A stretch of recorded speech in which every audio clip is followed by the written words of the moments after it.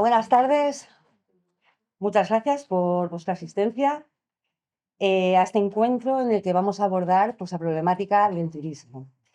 Es una charla organizada por Ecologistas en Acción y la Sociedad Cultural Gijonesa, enmarcada en la oleada de manifestaciones que ha habido en todo el país para protestar por el modelo turístico actual. Entonces, nuestro invitado, Ernest Cañada, coordinador de Albasud e investigador de la Universidad de las Islas Baleares, abordará esta problemática a lo largo de esta conferencia, hará una radiografía que nos incumbe a todos y a todas, porque el turismo nos incumbe, ya vengamos de la zona metropolitana, de la zona rural, tanto si hacemos turismo como si lo recibimos, nos está incumbiendo a todos y en Asturias cada vez más. Así es que, Ernest, te doy paso, bienvenido. Muchas gracias. La primera sorpresa, cuantísima gente. Espero que no sea por el titular que me han puesto hoy en el periódico, parecía que eso como cómete a los ricos. A ver, os cuento. La idea de la charla tiene que ver con la doble naturaleza de la crisis que estamos enfrentando en torno al turismo.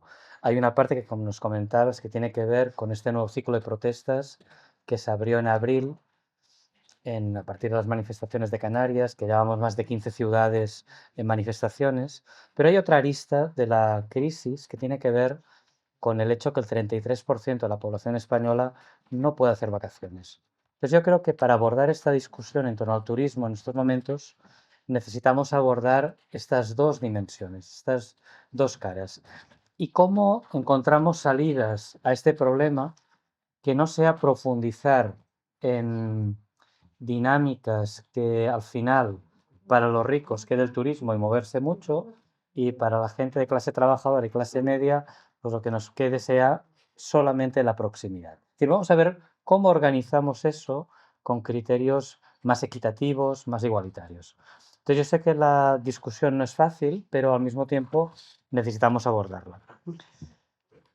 Bien, cuando digo que la crisis actual en torno al turismo tiene dos aspectos, dos caras, creo que hay una que tal vez en Canarias, las Islas Baleares, en la zona del Mediterráneo, la tenemos como muy asumida porque hemos vivido un proceso de turistificación muy intenso que parece que esta zona del norte os está llegando también en estos momentos.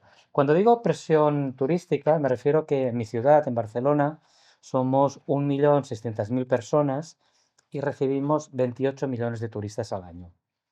Bueno, con esto, me acuerdo hace unos pocos días una organización alemana nos estaba proponiendo un proyecto para trabajar juntos, y la solución mágica que se les ocurría a los alemanes es que no os acabáis de enterar y hay que formar a los guías turísticos para que aprendan a gestionar las cosas. Pues por supuesto que los guías juegan un papel central, pero cuando tú tienes 28 millones de turistas frente a 1,5 millones de habitantes, pues ya puedes tener guías turísticos que sean muy potentes, muy espabilados y que toquen el silbato, yo qué sé, pero que las cosas son un poquito más complejas. Entonces, ¿por qué se provoca esta oleada de protestas? Esto tiene que ver con una segunda parte de lo que empezó en 2014.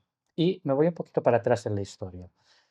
La crisis que tenemos en 2008, la crisis financiera global, es una crisis en la cual el capitalismo no encuentra mecanismos para seguir reproduciéndose. Y en ese contexto hay una de las salidas que encuentran, no la única, pero una de las salidas tiene que ver con la expansión del turismo y sobre todo la expansión del turismo urbano.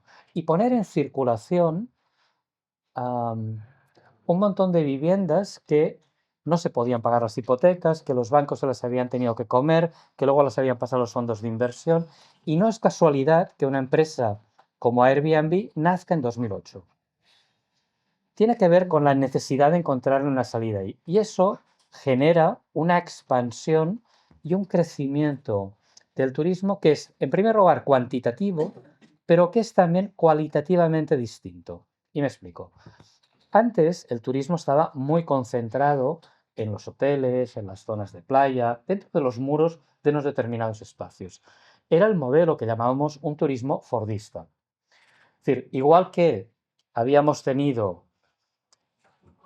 una vía que era, bueno, generalizar los electrodomésticos, el televisor, el automóvil, también llegó al turismo. Y había una forma de hacer turismo que era todos hacíamos lo mismo, o supuestamente todos en el mundo occidental hacíamos lo mismo, que era intentar ir a estos resorts de playa y el negocio se hacía por volumen. Imaginaos que puede ser un hotel con 2.000 personas cuando tienes que negociar el contrato en queso azul.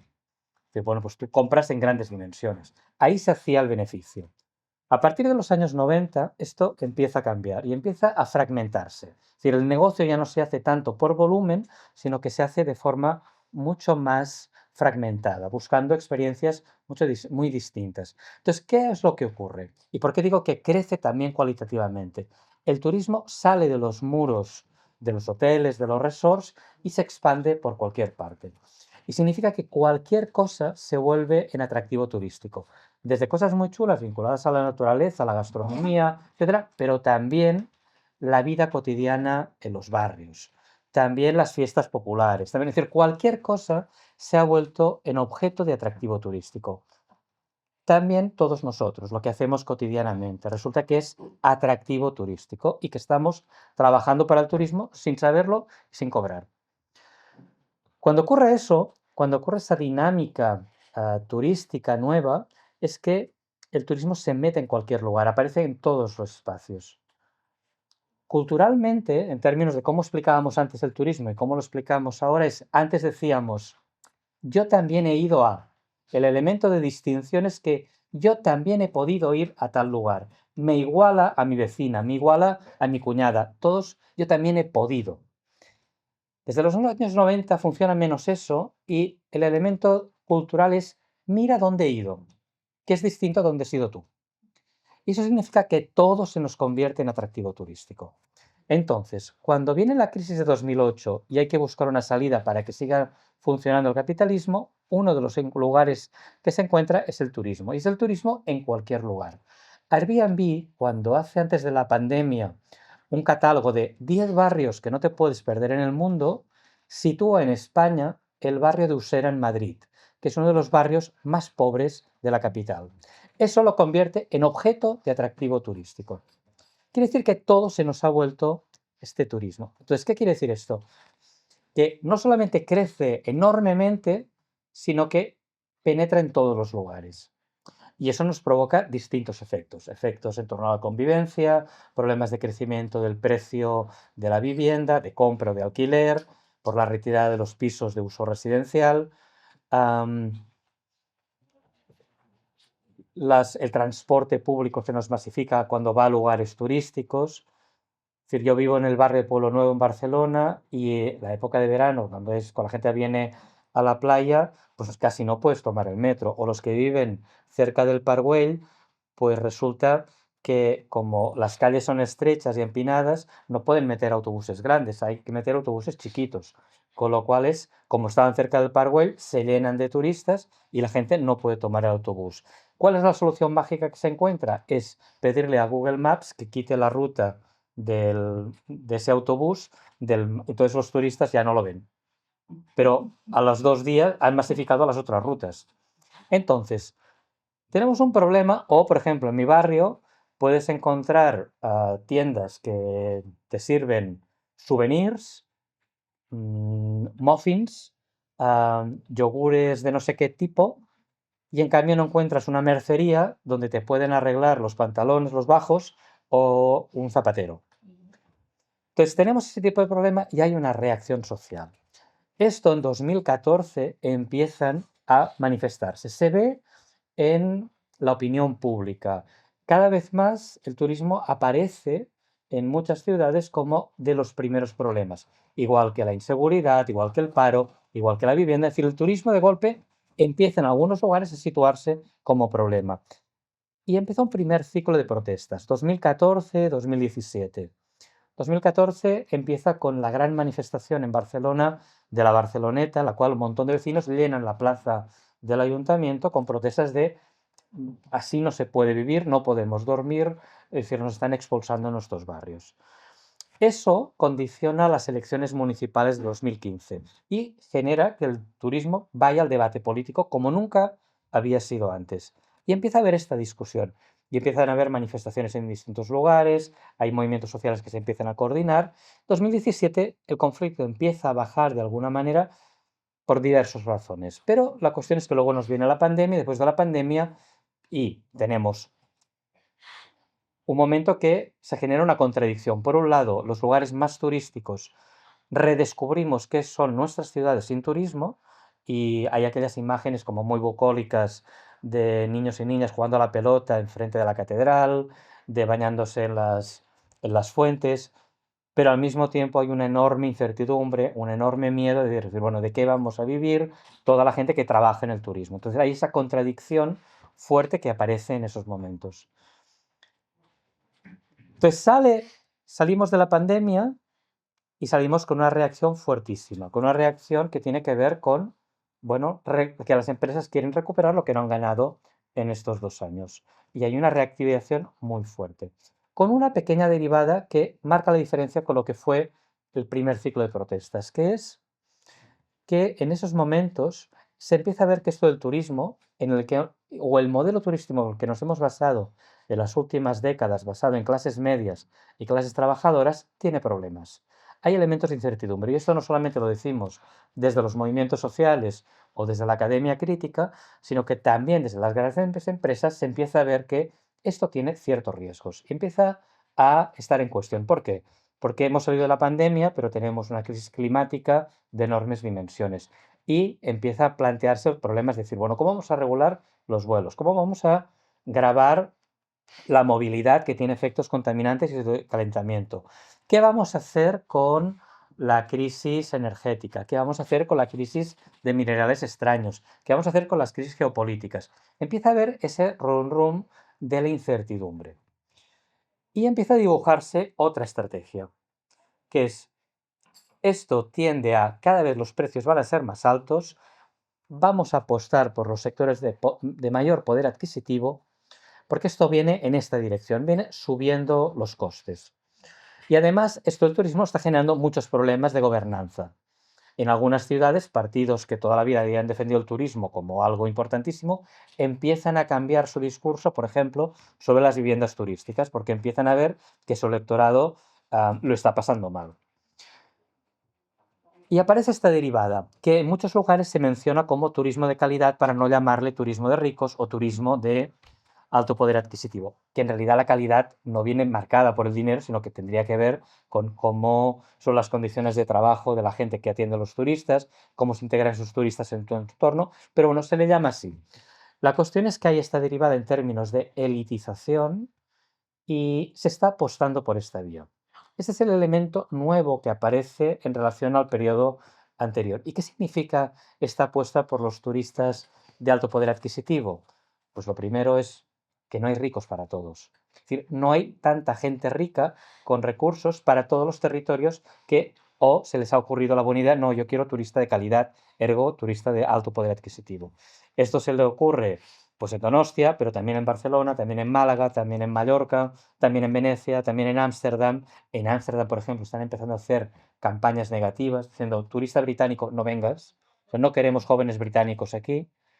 Pero empiezan a ver que ese movimiento. ¿Cuál es el problema?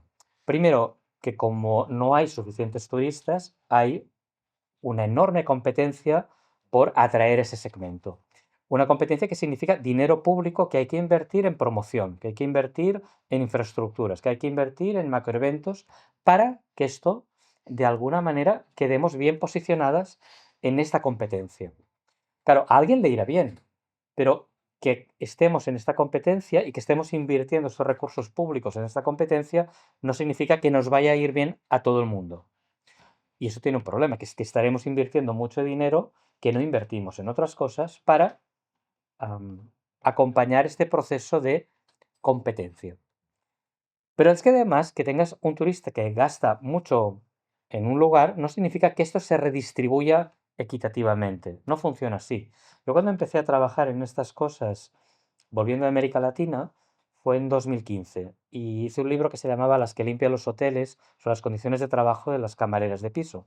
Y en aquel momento, 2015, una camarera en un hotel de estos de lujo, bien, me dijo 3 cifras que me quedaron marcadas y se me pasaron las tonterías con esto del turismo de alto poder adquisitivo, que es, un huésped aquí paga mínimo 1.000 euros una habitación por una noche. Yo tengo 22 minutos para limpiar la habitación y cobro por una jornada completa que nunca termina a las 8 horas por 655 euros al mes, antes de las subidas del salario mínimo.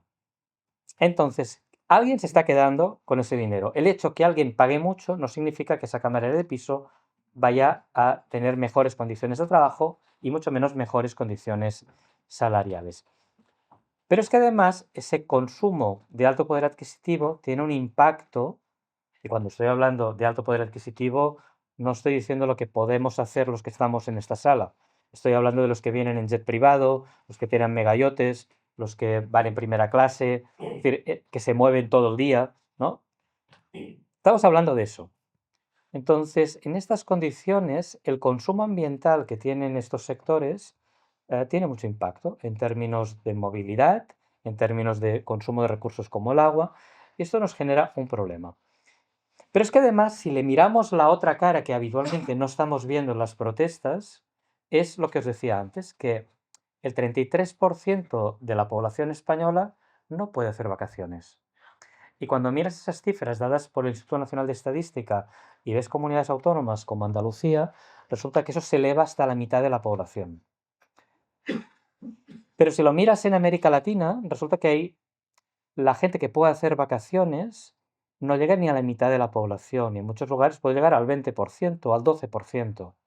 Es decir, esto que nos dicen que el turismo se ha democratizado, exactamente no es así. Es decir, cuando ves esos gráficos de la Organización Mundial del Turismo, es decir, tantos miles, millones de turistas, tantos miles, millones de movimientos, de pasos por la frontera, que son lo que contabilizamos. No estamos contabilizando a una persona, estamos contabilizando 30 veces lo que esa persona ha entrado y salido. ¿Sí? Entonces, necesitamos mirar la otra cara de la naturaleza de la crisis para darnos cuenta que una parte importante de la población no puede hacer una semana de vacaciones fuera de su casa para hacer vacaciones y que además no estamos invirtiendo en recursos públicos para que pueda hacerlas. Porque no tenemos políticas públicas pensadas para la mayoría de la población. ¿Qué quiere decir eso? Yo hace años daba clases en la Escuela de Turismo de la Universidad de Barcelona y daba clases de política turística. Y con mis alumnos siempre les preguntaba, bueno, ¿qué sería una política de derechas o de izquierdas en turismo? Y ponerle todas las comillas que queráis a la derecha, a la izquierda. Es decir, pero ¿representan algo distinto en políticas turísticas? Decidme una medida. Y costaba mucho identificar una medida. Luego salían. Pero al principio costaba mucho. Bueno, hagámoslo distinto. ¿Cómo sería una política, en qué se diferenciaría una política de derechas o de izquierdas en sanidad? Entonces salían algunas ideas. Por ejemplo, sanidad pública de calidad universal. Uno salía más a la izquierda y decía, esto ha sido para el... Entonces había uno que decía, no solamente ese, sino que los sin papeles, lógicamente, tengan derecho a sanidad. Y otros decían, no, no, la sanidad tiene que servir para activar la economía y hace falta, pues, generar la actividad privada, etc. Bueno, pues estábamos de acuerdo, ¿no? Pero ya podíamos encontrar medidas concretas que tenían que ver con cómo atendíamos a esa población. Si mirábamos en educación, pues aparecían también las medidas. Pues la segregación por género, las concertadas, dinero para la privada, no sé qué. Esa idea, ¿no? Pero el sujeto eran esos niños y esas niñas que iban a esas escuelas. Bueno, entonces en turismo, ¿qué serían las medidas? Entonces, ¿cuál era el problema y por qué nos costaba tanto identificar una cosa o la otra? Porque las políticas turísticas han sido secuestradas para pensar en las necesidades de la mayoría de la población. Nosotros estamos pagando impuestos, pero no tenemos un retorno en términos de políticas turísticas que estén pensando en nosotros, en los residentes, en los que vivimos. Es decir, las políticas están pensadas fundamentalmente para que las empresas puedan captar inversión, para que puedan promocionarse en el exterior, para que tengamos qué sé yo, paseando por los autobuses de Londres, pues el nombre de Madrid, de Barcelona o de Gijón. Es decir, sirven para eso. Y cuando les planteas, yo se lo planteé a los responsables de política turística, a los funcionarios del Ayuntamiento de Barcelona, decir, bueno, está muy bien, pero ¿qué pasa con nosotros? ¿Qué política turística hay para nosotros? Para los que vivimos aquí. Pues no hay. Y no se entendía por qué hacía esa pregunta. Y además, cuando la haces, insistes un poco, lo que dicen es, bueno, tenemos políticas de retorno social.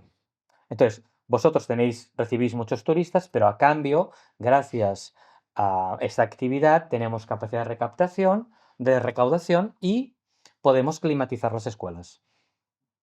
Entonces, la política turística que beneficiaba al ciudadano o a la ciudadana tenía que ver con la idea de retorno social, pero no situaba a la población residente como sujeto de política turística.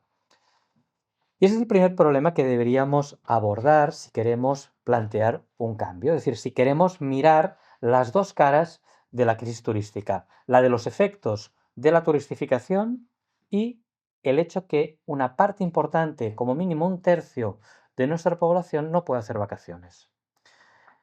¿Cómo hacemos esto? ¿Cómo intervenimos en ese doble sentido? Y aquí cuando planteamos alternativas, creo que necesitamos hacerlo necesariamente en conjunto. No podemos separar las dos cosas. O sea, no podemos separar los problemas de la turistificación como no podemos separar los problemas de la incapacidad, la imposibilidad de que una parte de la población no pueda hacer vacaciones. Entonces hay que plantear una salida en esas dos dimensiones.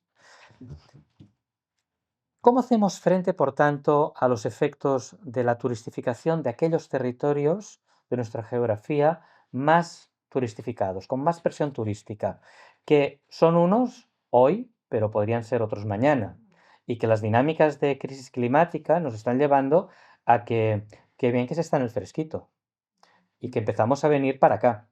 Entonces, esto que nos está pasando a unos no nos queda tan lejos a los otros. Es decir, hay vasos comunicantes. Entonces, ¿cómo planteamos la posibilidad de intervenir en esa primera escala? Y luego me detendré mucho más en cómo hacemos propuestas alternativas de otro turismo posible. En primer lugar, lógicamente, hay que reconocer el papel importantísimo, central, fundamental, que están haciendo las organizaciones sociales, levantando la voz, diciendo, vamos al despeñadero, vamos a una crisis enorme. Y están levantando la voz para decir, hay que ponerle límites a esto. No podemos seguir dependiendo tanto de una actividad. Y movimientos sociales que en unos lugares son sindicatos de inquilinas que trabajan el tema de la vivienda, en otros movimiento ecologista, en otros movimiento por la vivienda, en otros son sindicatos que desde dentro de las empresas le ponen límites a las posibilidades de acumulación. Ese papel de reconocimiento de las organizaciones sociales es fundamental. Si no fuera por ellas, estaríamos mucho peor de lo que estamos. Entonces, primer reconocimiento. Segundo nivel, bueno, tenemos que intervenir también desde las políticas públicas.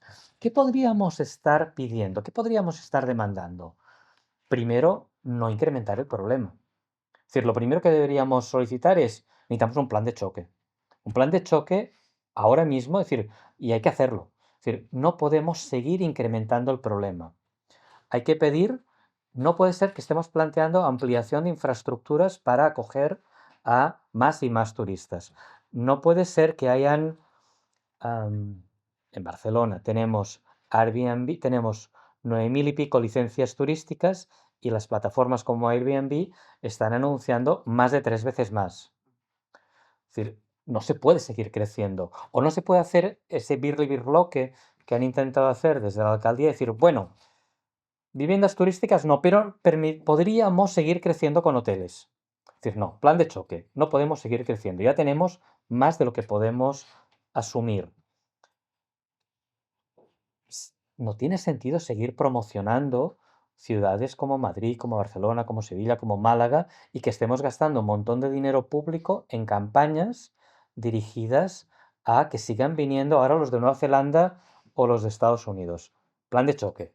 Hay que parar promoción. Y si eso implica cerrar consorcios público-privados que se basan en que unos, público, ponemos el dinero y otros, privado, toman las decisiones, pues se ha acabado la fiesta. Es decir, plan de choque. Tampoco tiene sentido que sigamos haciendo mega eventos para atraer a los ultra ricos del mundo. Es decir, en mi ciudad en estos momentos estamos pagando una millonada por acoger la Copa América de Vela, que está siendo un fracaso de enormes dimensiones, tanto en términos económicos, como ya había sido en Valencia, pero también en términos de público. Es que a nadie le interesa eso y estamos pagando un montón de dinero para acoger eso. Y depende de quién gane, va a decidir si continúa o no continúa en nuestra ciudad. Entonces, plan de choque. Hay cosas que hay que pararlos. No podemos seguir incrementando la dinámica de crecimiento. Esto en las zonas con más presión turística. A partir de ahí, hay que empezar a ponerle límites a esta forma de organizar la actividad turística. Y eso significa zonificar, es decir, hay cosas que se pueden hacer y cosas que no se pueden hacer. Es decir, no se pueden expandir las terrazas como si no existiera gente que vive en la ciudad. Y tenemos un plan, es decir, esto hay que ponerle límites. Hay que poner, necesitamos más inspección laboral. No puede ser que la actividad turística se base en la explotación laboral de las trabajadoras y los trabajadores, que en nuestra ciudad el salario medio más bajo de la ciudad por sector económico sea el turismo y la hostelería. Es el más bajo. Esto no puede ser. No puede ser que las camareras de piso tengan que medicarse cada día para poder hacer su trabajo. Que empiezan por la mañana con café, Coca-Cola, Red Bull, siguen con antiinflamatorios y terminan con ansiolíticos para poder dormir. Eso cada día, durante 20 años. Y encima ahora no se las incorpora en la propuesta de jubilación anticipada. Es decir, no puede ser un modelo de ocio, de vacaciones y de turismo basado en que estemos destrozando a una parte de nuestra población. Y por eso la gente no quiere seguir trabajando en eso. Entonces, hay que plantear, primero, resistencia social. Segundo, plan de choque. Tercero, hay que poner límites y hay que buscar cómo la actividad turística tiene sentido, pero no tiene sentido en los términos en los que los hemos desarrollado. Cuarto, lógicamente hay que pensar una transición socioecológica que genere empleo y que genere empleo en cantidad. Porque el turismo, hoy por hoy, para muchos territorios, es una parte muy importante de su propio interior bruto, pero también del empleo que genera. Y no podemos hacer estas protestas y estas manifestaciones sin tomar en cuenta el miedo, la inseguridad, la incertidumbre que genera para mucha gente no tener un horizonte claro. Y eso implica, y sé que depende de los contextos, es complicado, pero implica en algunos lugares reindustrializar. Necesitamos mucha más actividad agraria. No sé si os acordáis, pero cuando antes de la pandemia hubo la tormenta Gloria, que dejó incomunicadas las Islas Baleares, pues resulta que en 3 o 4 días que ya no llegaban los barcos de la península, los supermercados quedaron desabastecidos de alimento fresco. La isla había dejado de producir para convertir su mundo rural en un jardín para segundas residencias de mayoritariamente gente del norte de Europa. Es decir, habíamos dejado de producir. Entonces necesitamos, de nuevo, recuperar industria, necesitamos agricultura, necesitamos invertir en cuidados. Tenemos una crisis de los cuidados de enormes dimensiones, que es donde necesitamos empleo y empleo de calidad. Y necesitamos también abordar esa discusión desde dentro del turismo. Es decir, el problema no es el turismo, el problema es la dependencia con la actividad turística. Es la dependencia con una actividad sola. Entonces lo que necesitamos es economías mucho más diversificadas, mucho más complementarias, que no generen estos escenarios de vulnerabilidad que hemos visto con la pandemia y que nos pueden ocurrir con mucha facilidad. Por eso, hay quien está pensando en el turismo de alto poder adquisitivo como el menos sensible a estas situaciones críticas. Es decir, ellos podrán seguir viajando. Por eso hay esa competencia. Entonces, en esa transición también necesitamos incorporar el turismo. Y esa es una discusión compleja. Es decir, ¿qué tipo de turismo? ¿En qué condiciones? ¿Cómo lo organizamos? ¿Para quién? Y ahí es donde viene un poco la discusión. Y además, ¿cómo financiamos eso? Yo sé que en estos momentos tenéis una discusión aquí en Asturias en torno a la ecotasa. Es decir, ¿qué hacemos? Si debemos o no debemos gravar a la actividad turística. Pero sobre todo también hay que plantearse para qué, para hacer qué. La nuestra ecotasa, es con una función finalista, es para promocionar. Y con eso estamos pagando que el nombre Barcelona esté paseando por Londres en los autobuses. o estamos pagando el inglés de los taxistas. Es decir, sirve para seguir reproduciendo el mismo modelo. Entonces, para eso no, pero sí nos hace falta recuperarlo como un elemento central que había reivindicado el movimiento ecologista y que hay que hacer nuestro para reivindicar que esa actividad debe ser grabada, pero debe ser grabada también para, uno, depender menos de la actividad y dos, para garantizar que ese 33% que no puede hacer vacaciones y que va a más, también puede hacerlo.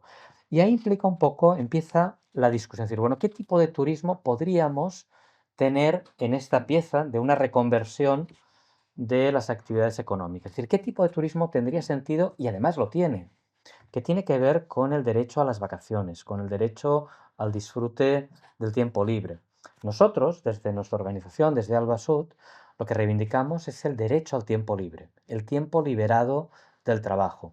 Y esto lo podemos organizar de muchas maneras. Podemos organizarlo quedándome en la casa leyendo un libro, que además tengo una biblioteca fantástica debajo de mi casa que tiene un montón de actualidad y de cosas interesantes. Necesitamos eso que algunos han llamado estos palacios del pueblo, es decir, estas infraestructuras públicas que nos permitan tener libros o poder acceder a conciertos. Es decir, necesitamos este tipo de infraestructura con la que organizamos eso desde nuestra inmediatez. Necesitamos organizarlo a través del ocio y también del turismo. Y cuando hablamos del turismo, de lo que estamos hablando es de ocio más desplazamiento. Entonces ahí la pregunta es, ¿qué tipo de desplazamiento? ¿Hasta dónde? ¿Cómo? ¿Cómo hacemos esto? Entonces, en términos globales, en términos generales, el problema que tenemos es que no podemos plantear salidas que no sean universalizables.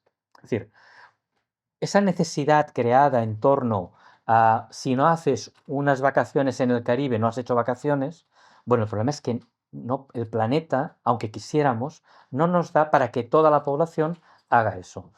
Por tanto, si tenemos que reducir movilidades y replantear cómo hacemos esto a cortas distancias, la contrapartida es que, bueno, entonces encima no les voy a pagar la fiesta a los ricos. Es decir, si vamos a tener que ajustarnos, nos vamos a ajustar todos. Y lo que no puede ser es esta competencia por atraer ricos y gastando dinero público por Copas Américas o por promoción para que vengan los de Nueva Zelanda a hacer su fin de semana. Es decir, no tiene sentido esto.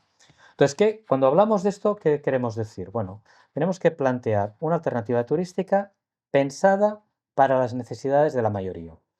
Y que si está planteada para las necesidades de la mayoría, significará que en algunos sitios habrá que reducir, pero en otros muchos sitios habrá que crecer. Habrá que crecer también turísticamente, pero habrá que hacerlo en la proximidad. ¿Significa eso que nunca más vamos a poder volar o nunca más vamos a poder No. Significa que probablemente tendremos que reorganizar las cosas y que no va a ser solamente el mercado, el que tenga más dinero, el que pueda tomar determinadas decisiones, sino tendremos que planificar cómo organizamos eso.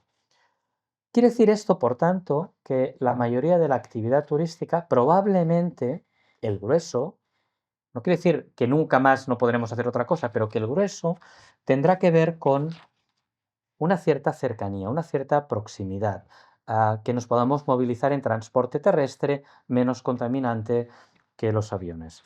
Bueno, dicho esto, a todo el mundo no le gusta lo mismo y deseamos cosas distintas.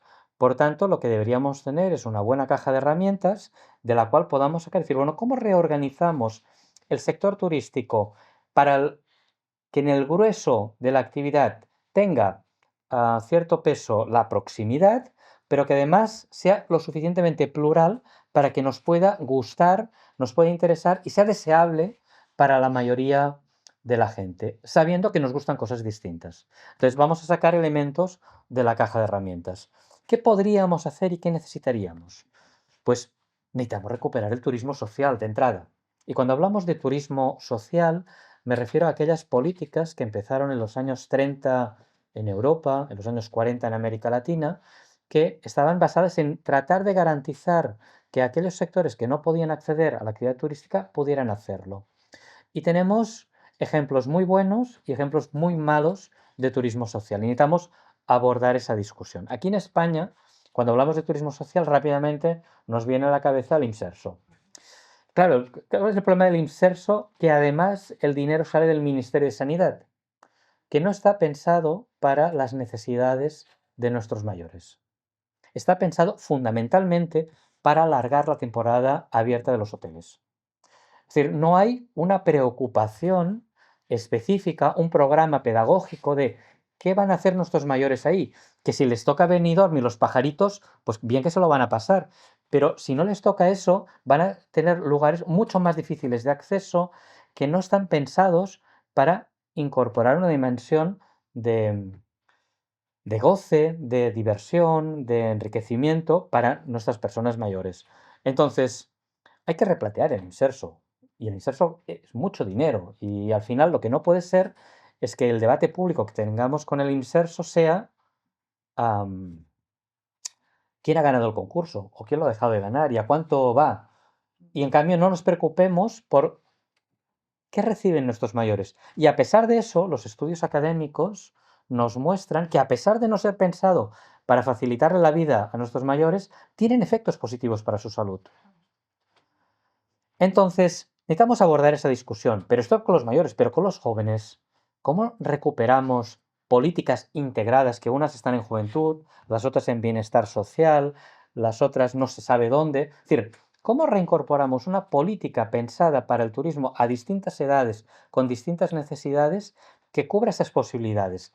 Desde programas como el Interrail, que nos permitía en tren viajar por Europa, a que podamos recuperar la vía férrea como elemento de movilidad vinculada a ese ocio, sobre todo de la gente más joven, o campos de verano, es decir, todas estas cosas que están haciendo o que desean hacer muchos jóvenes, pero todo esto, ¿cómo lo reintegramos? ¿Cómo le damos coherencia política? Y sobre todo la dotamos de mucho más presupuesto que nos permita hacer esto. Y ejemplos buenos los tenemos. Francia, que no dejó de lado tanto las políticas de turismo social y sobre todo el turismo doméstico, ha desarrollado programas incluso vinculados y ha dado continuidad a programas vinculados al mundo sindical que permiten que la gente siga viajando, organizando vacaciones con infraestructuras vinculadas a estas estructuras sociales o del propio Estado. Y cuando miramos hacia América Latina, que es donde yo he trabajado durante muchos años, vemos ejemplos diversos que si algún día yo dijera dónde me gustaría hacer vacaciones una temporada, pues probablemente sería en esos lugares. El SESC, y les pongo un ejemplo, el SESC de Sao Paulo es una institución creada en 1946. Quiere decir esto que no es algo nacido de hace 2 días con un proyecto y una ocurrencia. 1946. 1948 crea su primer hotel. Es un hotel con capacidad, es decir, no es una cosa pequeñita, es alojamiento para 1000 personas, de entrada y visita 500. ¿De dónde sale el dinero que financia esto? Una parte, lo que pagan los trabajadores que van a ese lugar. Pero otra parte viene de lo que tienen que pagar los empresarios del sector del comercio, turismo y servicios. Tienen de la masa salarial que pagan, un 1,5% tiene que ir dirigida al ocio, la cultura y el turismo de los trabajadores del sector. Yo les digo eso al gremio de hoteles de Barcelona y me tachan de loco. Pero eso es lo que necesitamos. Necesitamos políticas sociales valientes que defiendan que la gente tenga derecho a hacer vacaciones. ¿Y por qué es interesante esto? Y no lo digo porque tengamos que imitar ese modelo, sino que tenemos que pensar que hay posibilidades de organizar las cosas de manera distinta. Yo hice un estudio sobre esa experiencia y resulta que tienen un 95 y tantos por ciento de ocupación. Tienen algunas cosas interesantes, como que tienen unos programas culturales de mucha calidad, es decir, hay una propuesta pedagógica al servicio de la mayoría de la gente. La gente paga, pero puede pagar estar unos 17 euros por la dormida, por dormir y por las 3 comidas, más todas las actividades. Eso cuesta mucho más, pero ellos tienen que contribuir con eso. La mayoría de la gente que va son trabajadores de esos sectores que tienen una credencial que les permite acceder a esos lugares, que se apuntan y les toca por sorteo.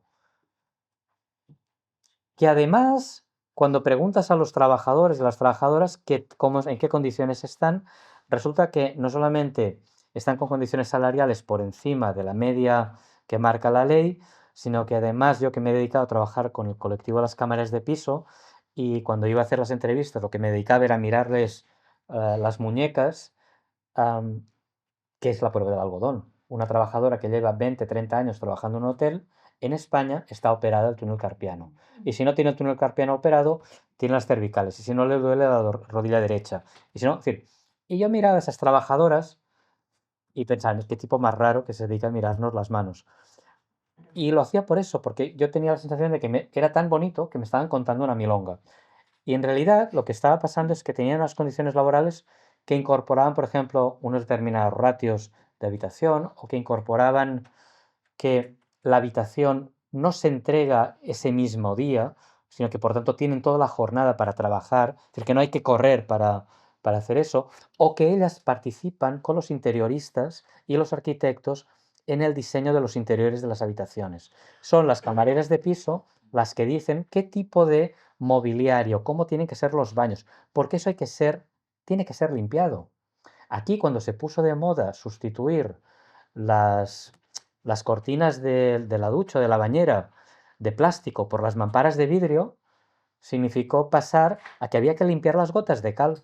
Eso significó un esfuerzo enorme de trabajo para las camareras de piso y ningún interiorista ni ningún arquitecto les preguntó.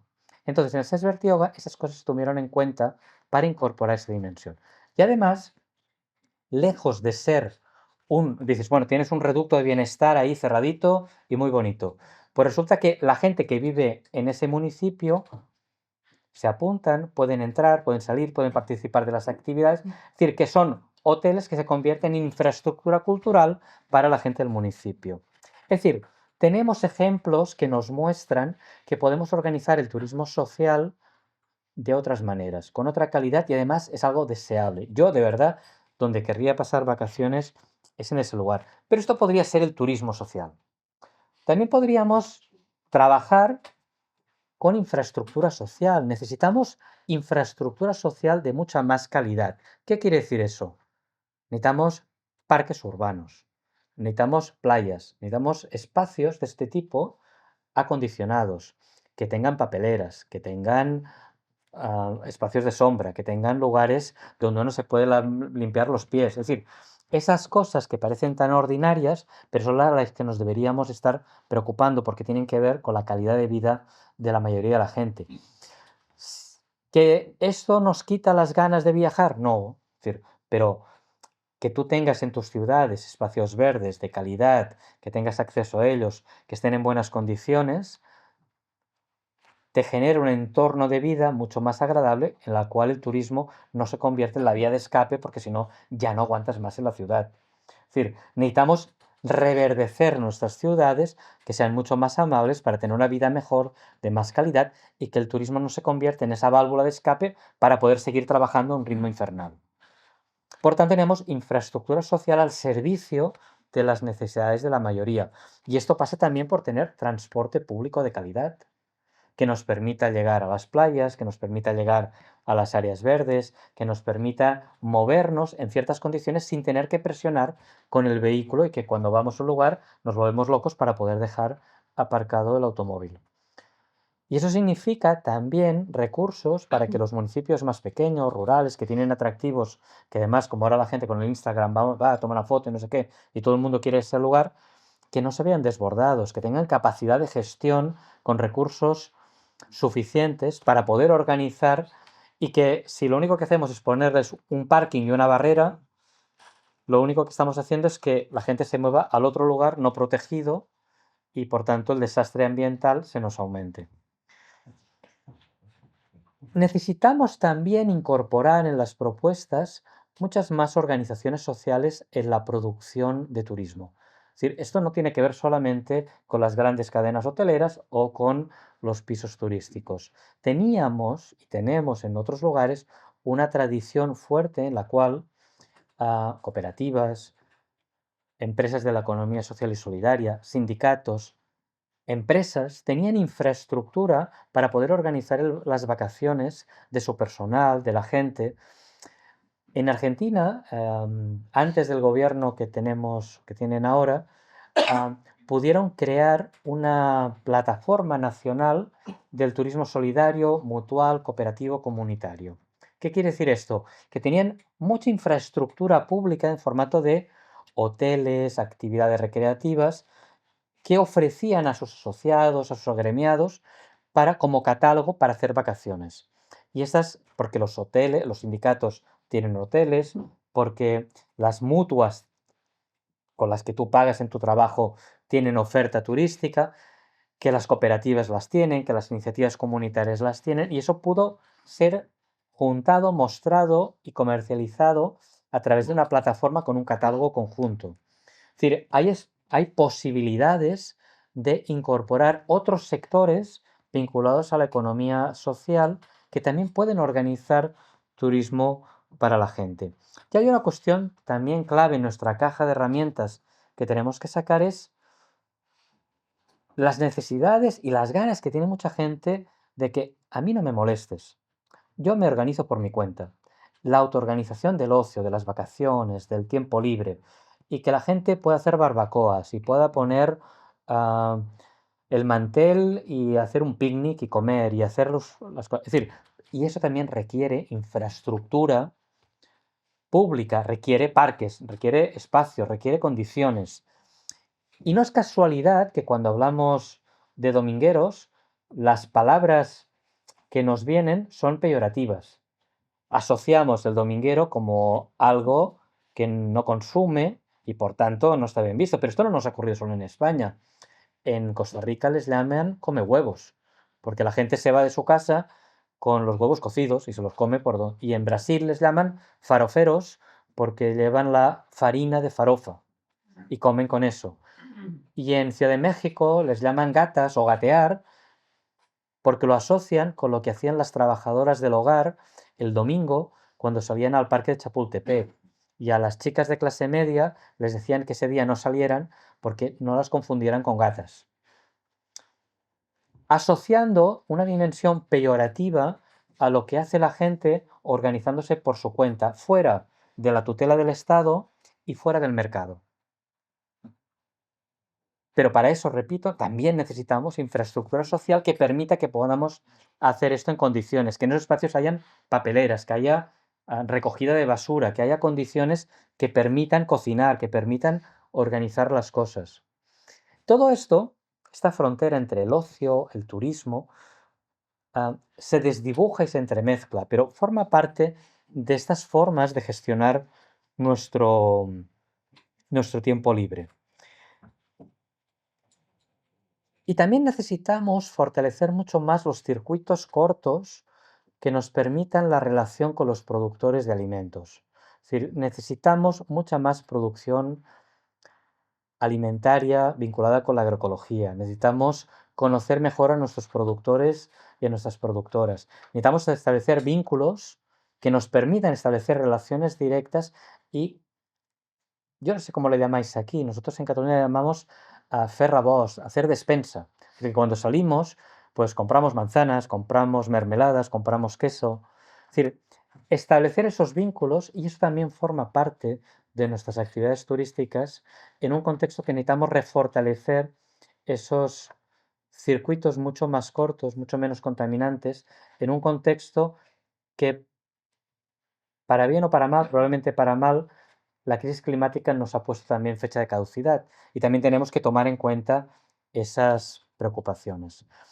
Entonces, yo lo que diría que frente a disyuntivas morales de me fustigo y yo no quiero hacer algo que sea malo para el planeta y lo que necesitamos son infraestructuras públicas, necesitamos políticas públicas al servicio de la mayoría, que por supuesto que está muy bien no consumir de forma depredatoria, pero al mismo tiempo necesitamos reivindicar políticas públicas que nos permitan que ese 33% que no puede hacer vacaciones lo pueda hacer, que eso nos genere actividad económica, que eso nos genere empleo, que podamos tener empleo de calidad vinculado a una actividad tan importante como el ocio y el turismo, que tiene que ver con la satisfacción de necesidades y también de derechos que tenemos como ciudadanos y que por tanto necesitamos salir de ese secuestro de las políticas turísticas al servicio solamente de las grandes empresas y ponerlas en el debate público para satisfacer necesidades del común, de la mayoría de la gente. Creo que esta es una discusión que de alguna manera las protestas sociales que estamos viviendo y que van a seguir durante este otoño van a poner cada vez más sobre la mesa, poniendo en cuestión el modelo turístico, pero al mismo tiempo corremos el riesgo de que ese debate sobre la crisis de la turistificación nos lleve a argumentos cada vez menos equitativos, más xenófobos, más preocupantes. Y lo que queremos es un escenario de deseo, de cosas que nos gusten para la mayoría de la gente, para la mayoría de la población, que puedan ser más democráticas y más equitativas. Y de alguna manera, frente al riesgo de la elitización o la fustigación moral, pues salgamos defendiendo que reivindicamos cómo llenar nuestro tiempo libre con palacios del pueblo como las bibliotecas, como espacios para poder tener ocio e infraestructuras sociales o políticas de turismo social que nos garanticen que podamos organizar nuestro ocio, nuestro turismo de otra manera. Y esto de alguna manera es lo que quería compartir hoy aquí, sobre todo para abordar la discusión, para que tengamos tiempo para pensar en esto del turismo y de las políticas turísticas de otra manera, enfrentando a la turistificación y al mismo tiempo defendiendo el derecho a las vacaciones. Muchas gracias.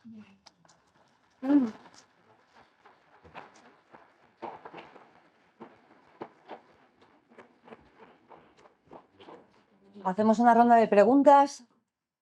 Recogemos 2 preguntas del público, 3, y que las pueda ir contestando, Que no sean muy difíciles. que no sean muy difíciles. ¿Alguien tiene alguna pregunta?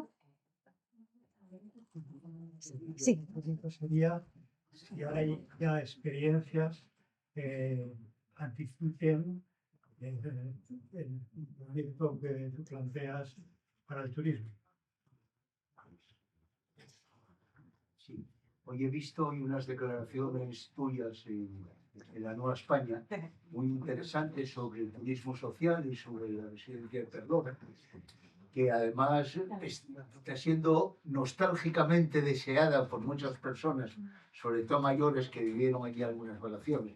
Entonces a mí me parece que si antes eran los sindicatos verticales los que llevaban a cabo esa política de vacaciones de los trabajadores, yo no sé si sería bueno que los sindicatos actuales, los sindicatos, fueran los encargados de organizar, siempre con criterios de distribución y lo más justo y equitativos posibles, ese reparto, esa distribución. Y sobre todo, o si crees que sería mejor un consejo turístico, que podría ser a lo mejor demasiado burocrático, no lo sé.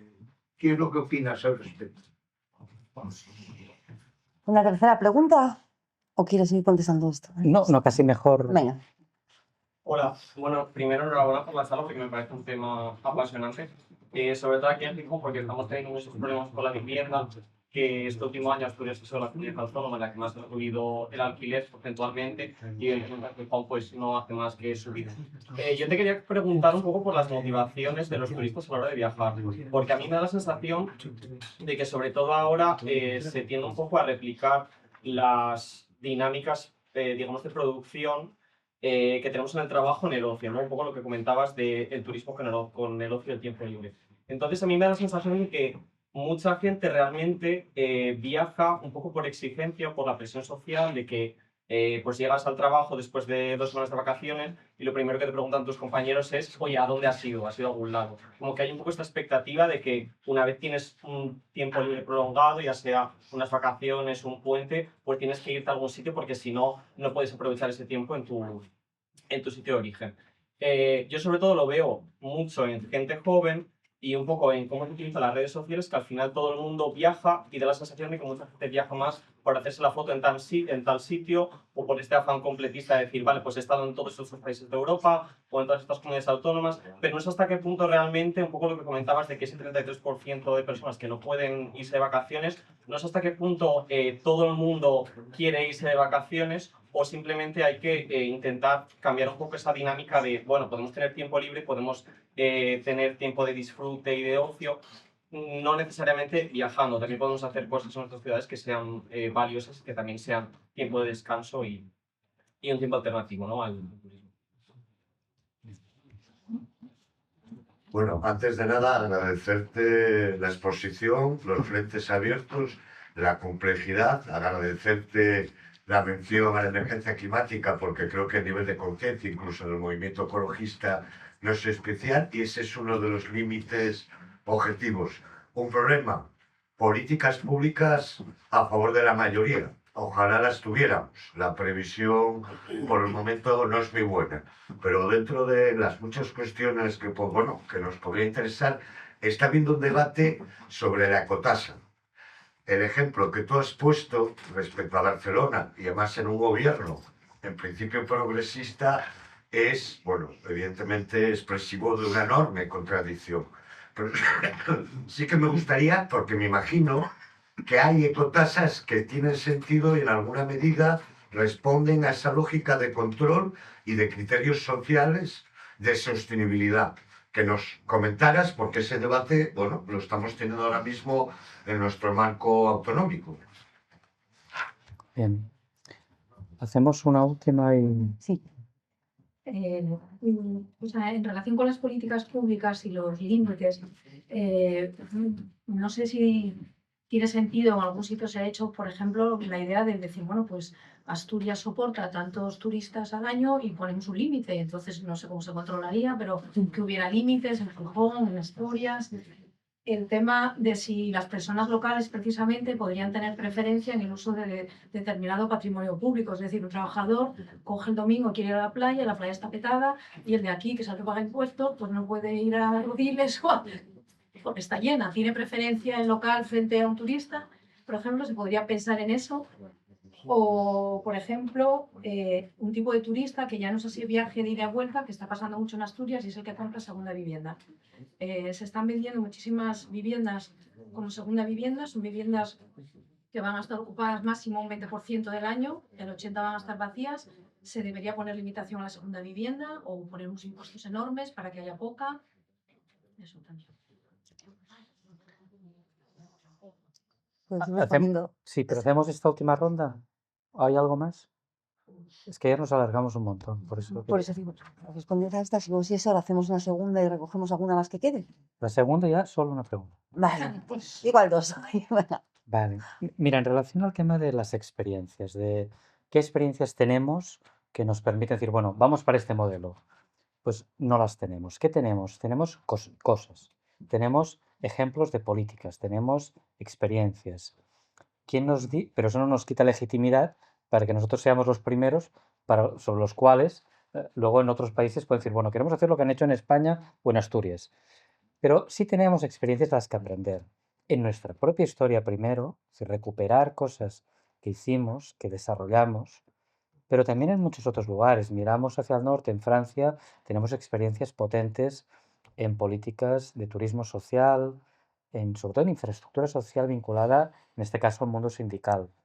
Y yo creo que deberíamos mirar mucho más también hacia América Latina, donde están ocurriendo cosas muy potentes, muy interesantes, que nos permiten encontrar cosas en términos de políticas y en términos de experiencias.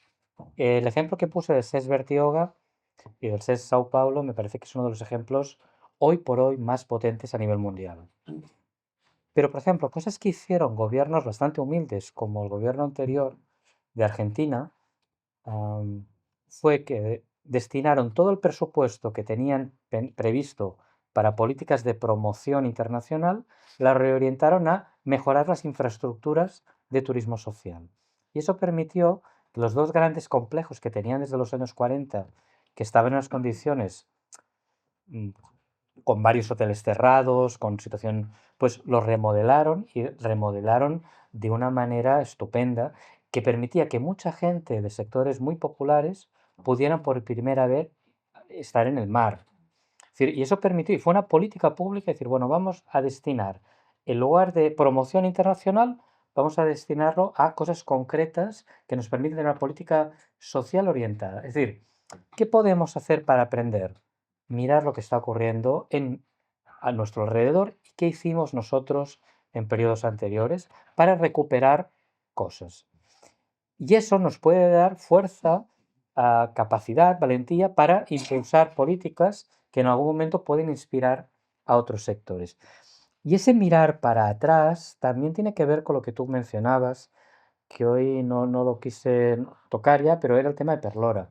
Yo estuve invitado por Nortes, por Diego, en junio y fue una cosa estupenda visitar Perlora. Yo no lo conocía, descubrí Perlora hace recientemente poco tiempo y cuando vi esa infraestructura y vi esas condiciones, por un lado me parecía, o sea, esto es fantástico. Y al mismo tiempo me daba una pena enorme que teniendo una infraestructura pública como tenemos, que esté en un estado que está muy bien que sirva como parque urbano para la población cercana, pero eso podría servir para mucha más gente. De hecho, creo que habría que provocar una cierta discusión pública sobre cómo se recupera Perlora y ahí sí que deberíais ser vosotros los que decidierais si es mejor que lo gestionen los sindicatos, si es mejor que lo gestionen otro tipo de estructuras. Yo ahí no me atrevería a meterme.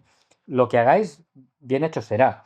De alguna manera, creo que lo que es importante es recuperar Perlora y que Perlora empiece a sonar. Hoy a mi compañera de equipo de trabajo de Alba Sud la entrevistaron en Radio Barberá y habían leído un artículo que yo publiqué en el diario hace unos días y yo hablaba de Perlora. Y entonces a mi compañera le preguntaron por Perlora. Es decir, en Barberá estaban discutiendo, decir, bueno, ¿cómo podría ser esto del turismo social en España? ¿Y qué era Perlora?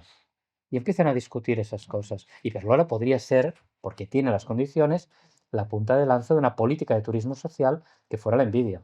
La envidia sana, es decir, podemos recuperar política pública al servicio de la mayoría. Y esa es una infraestructura que lo merece y que lo puede generar. Entonces, el cómo no lo sé, os lo dejo y invitadme para que lo pueda ver cuando inauguremos.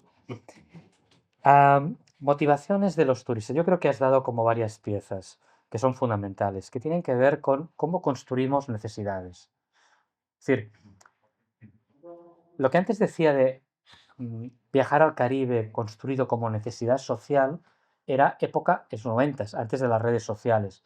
Eso fue una campaña de televisión que los que ya tenemos una edad recordamos que era el curro se va al Caribe. Y se construyó un imaginario que para hacer vacaciones tenías que ir al Caribe. Y nuestro paisaje de vacaciones eran esas arenas blancas, palmeras, playas con azul turquesa, y se creó una necesidad. Hoy a los jóvenes se les está construyendo otra necesidad a través de las redes que tiene que pasar por el Instagram, la fotografía, y creo que nosotros en nuestros conceptos tenemos piezas que nos faltan. Por ejemplo, algo que tienen los brasileños con el concepto de lazer, que sería un tiempo libre, pero asociada con una voluntad pedagógica. Es decir, frente a un ocio pasivo consumista, lazer como algo que es activo, que es pedagógicamente genera un enriquecimiento. Y recuperar esta idea de que el turismo también puede servir para eso, con una función pedagógica, con una función de satisfacer necesidades que tenemos, incluso para pensar cómo queremos imaginar nuestro mundo. Recuerdo que una vez haciendo la investigación en Bertioga, en Brasil, yo les pregunté a los gerentes de ese hotel por qué todas las unidades, todos los equipamientos del SESC en Sao Paulo son tan bonitos, son estéticamente tan bonitos. Mi pregunta era un poco inocente, un poco tonta, pero yo decía, ¿por qué todos son estéticamente tan bonitos? ¿Y por qué los puedo reconocer fácilmente? Y no entendían mi pregunta. Hasta que al cabo del rato se dan cuenta de lo que les estoy preguntando y me trataron de tonto. Es decir, ¿y por qué no iban a serlo? ¿Por qué los trabajadores no tendrán derecho a la belleza? Y luego les hice otra pregunta. Y digo, bueno, ¿y por qué ponéis tanto el acento en que la gente que cuando viene aquí de vacaciones puede hacer circo, puede haber danza, puede haber artes, manifestaciones distintas de artes plásticas, descubra músicas, descubra... Y me dijeron, bueno, porque a través del arte, a través de las distintas expresiones artísticas, encontramos lenguajes que nos permiten entender el mundo y pensar también otro mundo posible. Quiero decir que en torno al ocio no es ilusión que podamos pensar satisfacción de necesidades humanas en términos mucho más potentes. Entonces, igual que se pueden crear necesidades que las articulamos en torno al consumo y al gasto, y que además con esas fotos y ese Instagram y eso, estamos trabajando para las empresas turísticas, regalándonos nuestras imágenes, nuestros deseos de viajar a tal sitio y tener que tomar un avión o un coche para ir a tal lugar, también podríamos estar creando satisfacción de necesidades para desarrollar humanamente a la gente. Y esto no tiene que ver con algo de adoctrinamiento, sino que tiene que ver con la posibilidad de entender el mundo, de expresarlo, de imaginar otros mundos. Entonces creo que en torno a las necesidades y al deseo se nos abre un campo enorme de posibilidades para pensar otras formas de organizar la vida. Es de sobras conocido ese lema de que es más fácil imaginar el fin del mundo que el fin del capitalismo. Pues, ¿seguro? ¿Es este el escenario que queremos? ¿Es tan triste esto? ¿No podemos imaginar otras formas de vivir y de querer vivir? ¿Estamos condenados a esto? ¿O podríamos imaginar otras formas de organizar nuestra vida y también nuestro tiempo libre? Entonces yo creo que con lo que planteas das en la clave de hacia dónde debemos ir. El qué hay que cuestionar, pero qué también que tenemos que construir. Con el tema de la ecotasa, joder, qué complicado. Yo creo que la ecotasa tiene que ver fundamentalmente con las reivindicaciones del movimiento ecologista, con la lucha, y recuerdo que fueron en Baleares pioneros con un diputado regional, Joan Boadas, que durante muchos años que fue diputado de Los Verdes, que se empeñó en que eso tenía que salir para adelante, que durante unos años estuvo trabajando con nosotros en Alba Sud, y él siempre nos insistía en la importancia que tenía, había que grabar esas actividades y había que hacerlo, y esa pelea, más o menos, según los lugares, la fuimos ganando, en algunos lugares han resistido más, en otros no quieren ni escucharla, pero al mismo tiempo Joan siempre nos decía, hay que, hay que grabar, pero también hay que saber para qué. Y esa otra parte no siempre la hemos tenido tan clara. Entonces, a la vez que hay que decir, hay que grabar y hay que grabar para esto. ¿Para qué queremos ese gravamen? ¿Para qué queremos esa fiscalidad? ¿Por qué queremos presionar ahí? ¿Para hacer qué con ese dinero? Y eso creo que hay que plantearlo conjuntamente y no siempre hemos tenido la capacidad de resolver bien eso. Pero me quedo con tareas de poderte mostrar ejemplos positivos que, que no te puedo dar en estos momentos. Probablemente los haya, creo que pocos, pero habrá que rebuscar.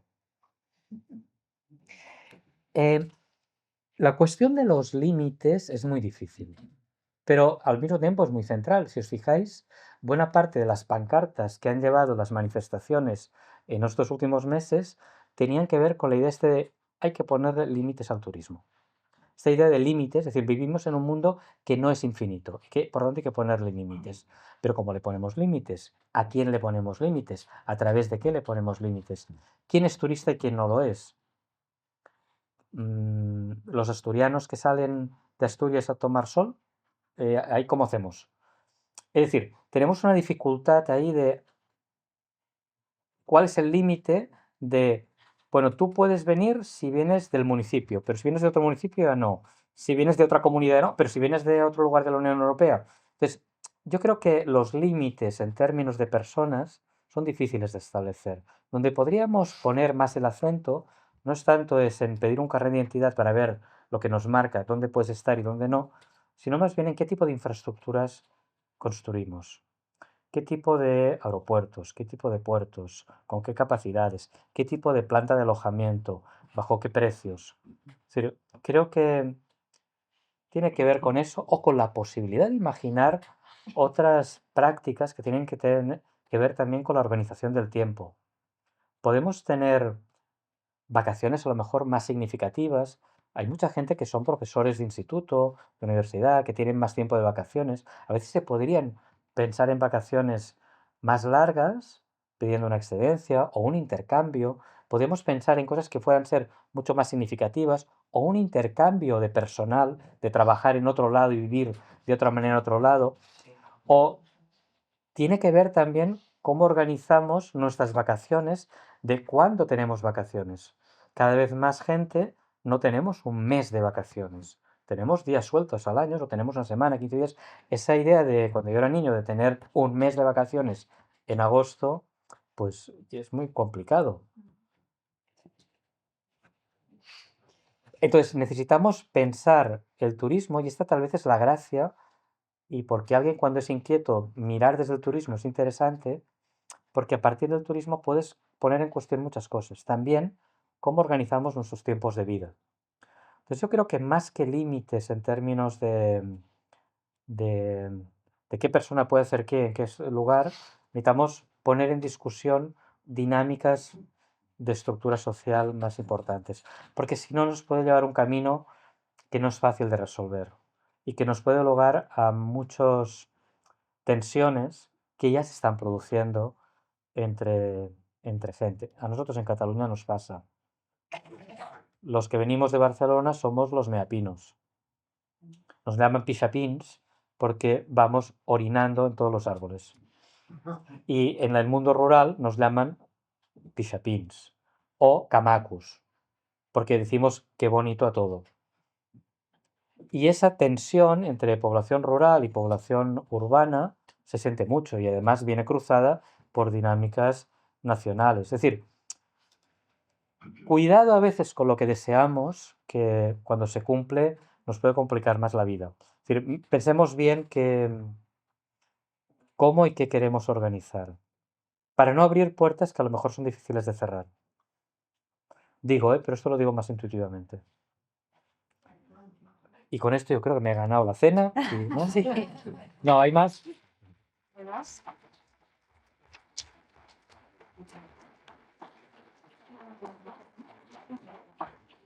¿Da para una más o...? Digo, por tiempo, tendríamos tiempo para alguna más. Si alguien ha sacado alguna duda. No hay más, no hay dudas, tenemos todas muchas. Pues darle las gracias a Diego Sí, por arrastrarnos sí. a hacer estas jornadas, porque si no nos tira, no avanzamos. Y bueno, simplemente para hablar por primera vez de un asunto como este, donde prácticamente no habíamos intervenido de nada, porque ni siquiera sabíamos dar respuesta a algo tan elemental como la tasa turística, que al fin y al cabo es una cosa mucho más sencilla que todos los problemas que genera, ¿no? Y además es que viene a cuento, porque no va a ser solo dar una respuesta a lo que está pasando, sino a lo que va a pasar. Hoy, no sé si lo viste hoy, las noticias de la televisión pública, hoy se reunieron, creo que eran colegios de economistas asturianos, a debatir sobre el futuro económico de Asturias. Y lo que pasa es, como va todo tan mal, porque estamos volando las centrales térmicas, o sea, igual no va a haber ningún trabajo en Asturias en el futuro, porque estamos decayendo en todo, el futuro está claro, que tenemos que mejorar el sector del turismo en Asturias. Eso es la resolución que sacaron hoy en el Congreso, en un palacio, no sé si fue en Pravia o una historia de esas. Y que ellos siguen picando por ¿no? Y sobre quién gestiona todo esto, también depende de la presión que hagamos sobre qué gestión. Es decir, la gestión de Perdlora, que ahora está como está, tenemos que darle las gracias que esté como esté. En el sentido de que la propuesta del gobierno asturiano sobre Perdlora era hacer marinador. Con lo cual, evidentemente, no solo quien gestione, si lo dejamos en manos de los sindicatos o en manos del Principado, sino para hacer que con ellos. Pues te agradezco la intervención final y me sumo a las felicitaciones y agradecimiento a Diego. Y sí, necesitamos hablar de estas cosas. Es decir, el turismo tiene que ser parte de la agenda de debate público y más tomando en cuenta lo que acabas de decir, que el futuro de la comunidad se dibuja en torno a la actividad y esto implica un debate político sobre qué hacemos con la actividad. Una pregunta mínima para acá, si se puede. Venga. ¿Y habría alguna posibilidad, por ejemplo, aparte del tema de la alcotasa, de intervenir sobre, por ejemplo, el tema de los servicios públicos que se ofrecen desde las administraciones públicas, por ejemplo, sobre el sector, o sea, sobre los turistas, digamos, un grado bien diferenciado entre quienes son residentes y quienes son turistas, que en muchas ocasiones utilicen esas infraestructuras públicas, les masifiquen en épocas muy concretas y los vecinos y vecinas no pueden acceder a esos servicios públicos. Por ejemplo, aquí tienes el tema de la tarjeta ciudadana, que tiene un precio diferenciado del autobús. Mecanismos de ese tipo por el cual los turistas que vengan accedan a determinado tipo de servicios tengan, digamos, precios diferenciados que puedan contribuir a, por ejemplo, que la flota de autobuses pudiese aumentar o que pudiese haber más conductores, una serie de cuestiones que tenga que ver con la mejora de la calidad. Porque, curiosamente, hay una intervención sobre el mercado, hay un proceso inflacionario que afecta a los vecinos cuando hay turismo. Es decir, la vivienda turística está subiendo, los precios de la hostelería están subiendo, Gijón se convierte en una ciudad cara. Habría a lo mejor la posibilidad de revertir en alguna medida esa desde el cobro, desde las administraciones públicas de precios diferenciados. Ahí la cuestión, nosotros la discutimos esa mucho en Barcelona. Y puedes hacerlo por el tipo de uso, pero no por el tipo de persona. Entonces tú puedes intervenir, por ejemplo, potencias, das facilidades, por ejemplo, la gente que utiliza cotidianamente el transporte público y tienes un bono mucho más barato de transporte público cuando lo utilizas todo el mes. En cambio, el uso de un día o de un fin de semana lo incrementas. Pero lo que no puedes es separarlo por tipología de personas. Primero porque es muy difícil de decir, bueno, quién es turista, quién no lo es, quién reside, dónde pones la frontera. Y además tienes un problema legal que está por encima, que tiene que ver con la directiva Bolkestein de la Unión Europea. Entonces eso te dificulta que puedas tomar medidas en relación a la persona. Lo que sí puedes hacer es tratar de potenciar ciertos usos. Es decir, damos facilidades para el transporte público cotidiano. Esto puedes. Ese tipo de iniciativas puedes hacer. Pero no puedes, creo, ponerte sobre la persona en concreto. Es decir, tú, porque ser turista, vas a pagar más por esto. Que sé yo, las fiestas de gracia en Barcelona hay una broma que se ha popularizado que es cuando ves la lista de precios, ves beer 3 euros, cerveza 2, birra 1. Entonces, esto lo podemos hacer en forma de protestas de los débiles, es decir, de manifestar nuestro malestar ante una situación. Pero luego cuando diseñas políticas públicas, creo que podemos grabar efectivamente los usos cotidianos por encima de... Y aunque yo lo desearía, ¿eh? O sea, yo estaba planteando esto hace unos años en Barcelona, pero luego lo que vimos es que era, por un lado, difícil marcar los límites y luego tenías un problema jurídico que estaba por encima de lo que podíamos hacer en el municipio. Entonces, creo que tenemos que ir más por el lado de... No sé si respondo a la pregunta, pero a lo mejor no es lo que queríamos, pero asumo mi cuota de reformismo. Es lo que hay. Pues nada, muchísimas gracias por vuestra asistencia.